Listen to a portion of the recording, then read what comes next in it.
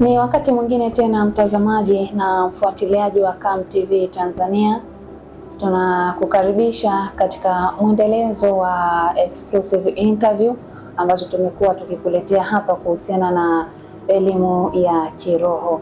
Na leo hapa nipo na Mr. Comeback. Nadhani katika vipengele ama vipindi hivyo vilivyopita ameeleza kwa nini anaitwa Come, kwa nini ameamua kujipa hilo jina.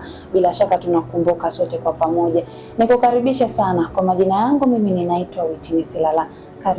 Karibu sana mwalimu wetu kwa siku ya leo. Asante sana. Msalimie mtazamaji ambaye anakufuatilia hivi sasa. Sawa. Mimi zaidi ya kuambia kwamba jambo lolote lazima tuanze na kushukuru. Tumshukuru Mungu, tushukuru nguvu za universal, tushukuru ulimwengu kwa sababu umeendelea kutenda mema siku zote. Kwa hiyo tushukuru sana, lakini awali ya yote ni mshukuru pia mtazamaji na mtu ambaye anatufuatilia kupitia platform zetu za mitandao ya kijamii. Kwa ufupi salamu yangu ndio hiyo, lakini tuendelee kuombeana. Karibu sana. Asante sana Witi. Sawa. Kama ambavyo umemsikia mwalimu wetu kwa siku ya leo ambaye nitakwenda kuzungumza naye ama kufanya naye exclusive interview kuhusiana na elimu ya kiroho.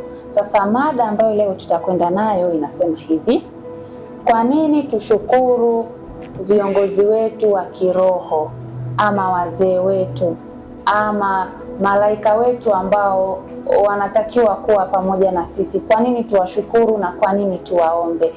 Awali ya yote nimkaribishe kwanza hapa mwalimu atuambie wazee ni akina nani. Tunaposema wazee, malaika ni akina nani na wana kazi gani?